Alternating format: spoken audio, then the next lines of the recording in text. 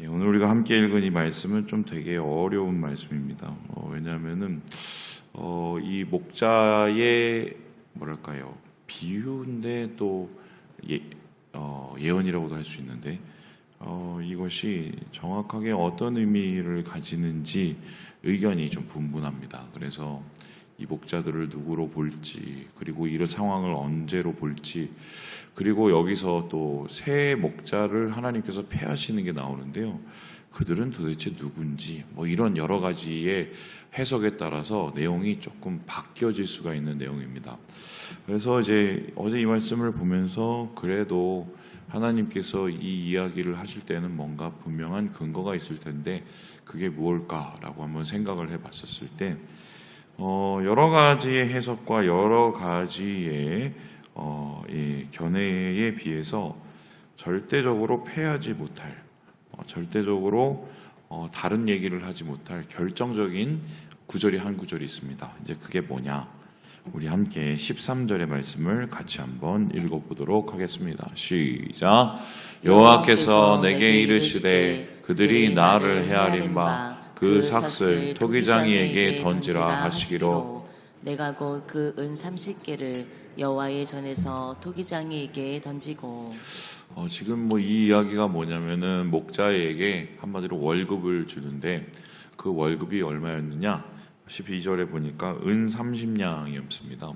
근데 그 은 30개를 받고 스가랴가 기분이 별로 안 좋았어요. 그게 스가랴가 했던 행동에 비해서 옳은 이 대가가 아니었거든요. 그래서 그것을 한마디로 받는 것이 아니라 성전에 갖다가 주고 토기장에게 내 던집니다. 그런데 이 토기장에 내 던진다는 이 말, 그 은 30, 어디서 많이 본 거 아닙니까? 어디서 많이 보셨죠? 바로 마태복음, 누가복음 이런 데 나오는데 마태복음 27장에 보면은 여러분 아시는 것처럼 유다에 대한 얘기가 나옵니다. 그냥 유다가 아니라 가룟 유다죠. 가룟은 그냥 가룟인, 가룟 사람. 가룟 사람 유다고, 이 사람은 그냥 이름이 유다입니다. 워낙 이때 동명이인들이 많았어요. 근데 그 유다가 어떻게 죽었습니까? 예수님을 은 30에 팔죠. 여기에 대해서는 여러 해석들이 있습니다. 여러 해석이 뭐냐면 그 은 30이 탐이 나서 그런 게 아니라 예수님이 자꾸 뒤로 빼고 예수님이 자꾸 왕이 안 되려고 하니까 그런 식으로 자극을 하면은 예수님께서 자기의 뜻대로 좀 움직이실 것 같아서 그렇게 배신한 거 아니냐, 이런 추측들이 있지만 그거는 잘 모르죠. 성경에 나타난 확실한 것은 가룟 유다는 생각보다 굉장히 똑똑한 사람이었어요. 왜냐하면 제자들 중에서 이 돈줄을 맡은 회계 관리였거든요. 뿐만 아니라 가룟 유다는 돈을 좋아하는 사람이었고 더불어서 뭐라고 그러냐면요, 이 사람은 도둑놈이라고 그랬습니다. 그러니까 아마 그 탐욕과 분명히 예수님을 통해서 뭔가 얻고자 하는 것들이 분명히 있었던 것 같습니다. 채워주지 않으니까 30에 팔죠. 그리고 그 은 30을 팔고 나서 그러면 잘 먹고 잘 살았으면 좋겠는데 어떻게 됩니까? 자살을 합니다. 목을 매어서 죽죠. 그것도 제대로 못해서 목을 매서 죽었다가 떨어져서 창자가 터지지 않습니까? 끔찍한 최후를 맞이하죠. 그리고 나서 그러면은 이 돈 30을 어떻게 할 거냐? 뭐냐면은 사람이 죽었으니까요. 이 제사장들이 걸어가지고 뭐 했습니까?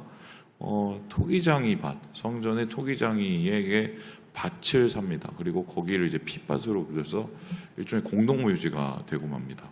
그 이야기가 신기하게 다 맞아 떨어집니다. 이제 그렇다면은 지금 오늘 이 우리가 읽은 스가랴서 11장은 예수님에 대한 1차적인 얘기는 딴 게 있겠지만요, 예언이 분명합니다. 그리고 예수님의 그 죽음, 그 예수님의 죽음에 대해서 하나님께서 어떻게 생각하시는지에 대한 분명한 마음이 들어져 있는 거죠. 그렇다면 그 예수님의 죽음을 어떻게 하나님께서 생각하시는가? 여기에서 하나님께서 이렇게 이야기를 하고 있는데요. 우리 함께 같이 한번 읽어보도록 하겠습니다. 우리 15절의 말씀을 같이 한번 읽어보죠. 시작.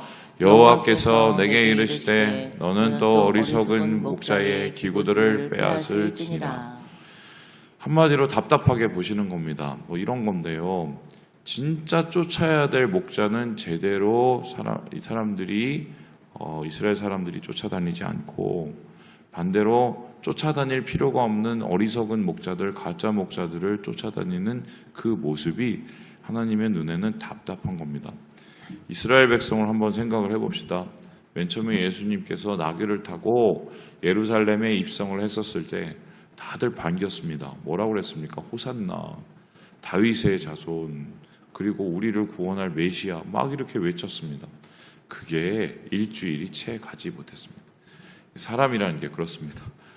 쓰면 뱉고 달면 삼키고 항상 그런 식이죠.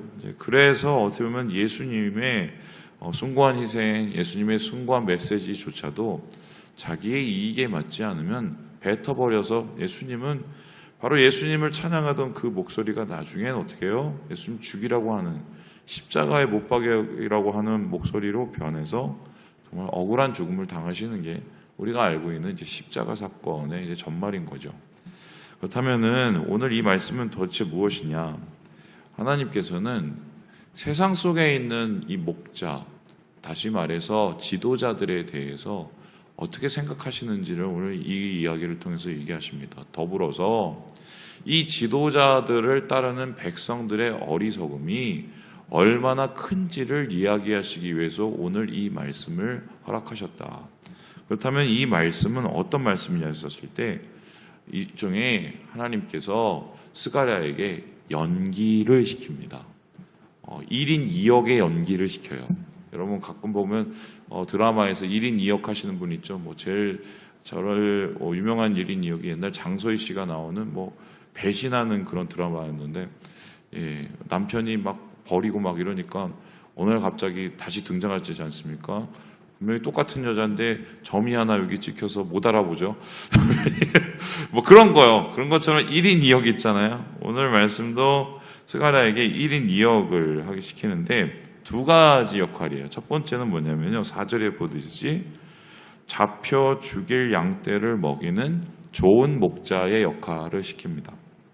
그리고는 아까 우리가 읽었던 것처럼 15절에 나온 것처럼 어리석은, 한마디로 이 백성들을, 이 양들을 잡아먹고 팔아버리는 어리석은 목자의 역할을 합니다.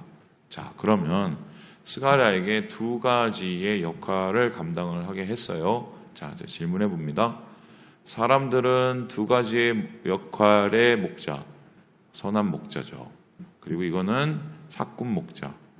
어떤 목자를 선택하고 어떤 목자를 더 좋아했을까요?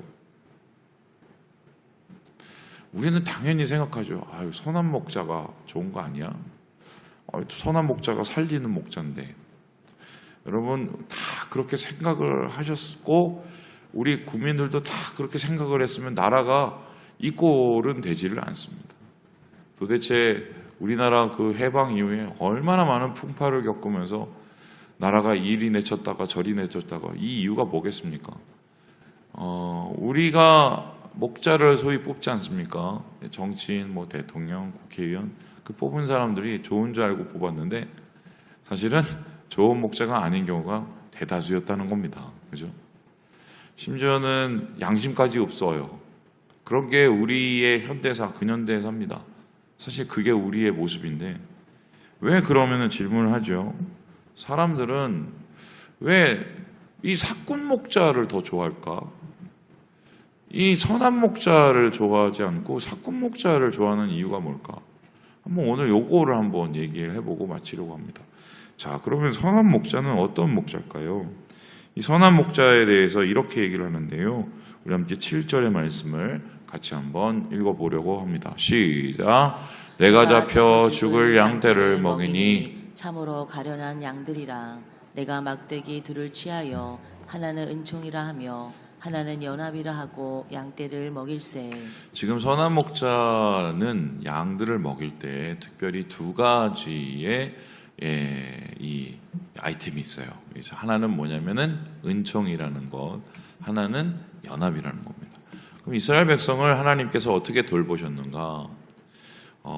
은총, 은혜와 돌봄을 통해서 이스라엘을 어떻게 해요? 구원하시고 가나안으로 데려오시고 또 그들 가운데 은혜로 모든 이방 민족으로부터 자유케 하시고 뭐 이런 일을 베풀어 주십니다. 그리고 거기서 끝난 게 아니라 이스라엘 백성들이 12지파였죠. 그 찢어질 수 있는 12지파를 하나님의 말씀과 사랑으로 하나 되게 하셔서 이스라엘 백성은 왕이 없었음에도 불구하고 어쩌면 잘 견뎌낼 수 있는 그 국가였어요. 왜냐하면 하나님이 목자시고 하나님이 양이었기 때문이죠. 그런데 하나님께서는 나중에 어떻게 얘기하시느냐, 9절에 보니까요 이렇게 얘기합니다. 죽는 자는 죽는 대로, 망하는 자는 망하는 대로, 나머지는 살을 먹는 대로 두리라. 한마디로 하나님께서는 이제 나 안 할래, 방치할래 이렇게 얘기를 합니다. 그 이유가 무엇입니까? 바로 이스라엘 백성이 하나님 선한 목자를 쫓는 게 아니라 다른 목자를 쫓았기 때문입니다.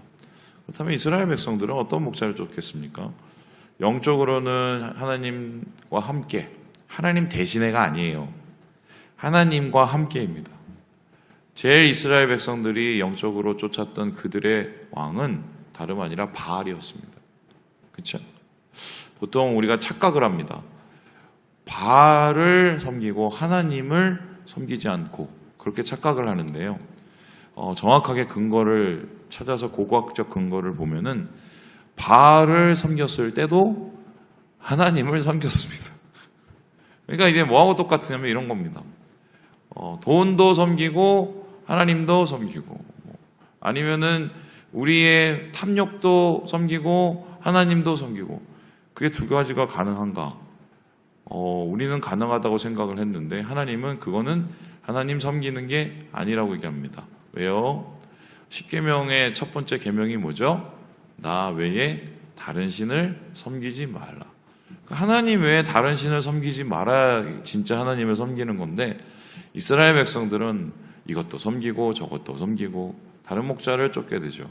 뭐 이런 것은 현실에서 그대로 나타나서 이스라엘 백성들을 소위 말해서 이끌어간 여러 왕들이나 여러 이 선지자들을 보면 소위 말해서 사꾼이 많았습니다. 그 대표적인 예가 바로 예레미야서죠.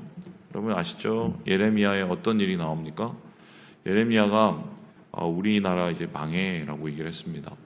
왜 망하나요? 죄지니까 망하죠. 돌이킬 이제 자성의 능력이 없어서 이제 하나님께서는 이들을 바벨론에 보내신다고 얘기를 했거든요. 그런데 그 바벨론에 가는 과정 속에서도 기회가 있었어요. 무슨 기회냐면요, 좋게 가는 기회예요. 그러니까 항복을 하고, 그리고 그냥 그들에게 완전히 손을 들고 그냥 투항하고 그렇게 가는 길이 있었습니다. 그랬으면 느부갓네살이 와서 그렇게 완전히 성 안에 있는 사람을 다 죽이고 난리를 치진 않았을 거예요. 그런데 예레미야가 그랬습니다. 우리가 항복하는 거는 정말 가슴이 아프지만 이거 우리 죄 때문에 그런 거니 이거는 하나님 뜻이라고 생각하고 그렇게 해야 된다고 얘기를 했어요.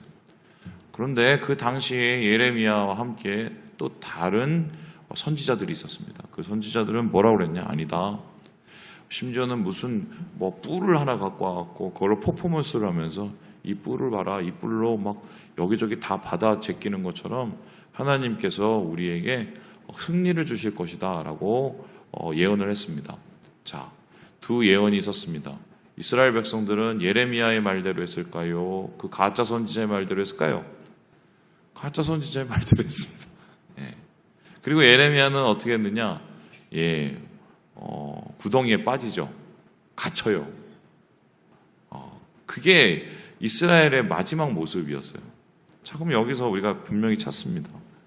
왜 사람들은 이 은총과 연합으로 함께 하시는 하나님의 이 선한 다스림, 이 목자의 다스림을 받아들이지 않고 왜 나쁜 목자, 지살길만 찾는 목자, 하고 자기의 이익만 쫓는 목자, 이런 목자들을 좋아할까요? 하나님이 불편하거든요. 우리가 옳은 것, 좋은 것, 그리고 바른 것 이런 거 얘기하면 그런 거 보통 얘기할 때는 언제냐? 다른 사람에 대해서 할 때 그렇게 얘기합니다. 야, 너 바르게 살아야지. 너 옳게 살아야지. 너 공평하게 해야지. 이렇게 얘기합니다.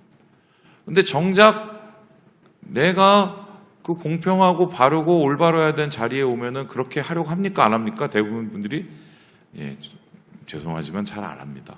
왜요? 불편하거든요. 아무것도 없으면은 있는 사람들한테 야 그거 좀 내놔 나눠줘 뭐 이렇게 합니다. 근데 내가 나중에 나눠줄 게 있지 않습니까? 야 그거 나눠줘. 나눕니까 안 나눕니까? 잘 못 나눕니다. 사실은 하나님의 은혜는 하나님의 보호하심은 받을 때는 좋은데 그거를 또 어떻게 해야 돼요? 나눠줘야 되잖아요.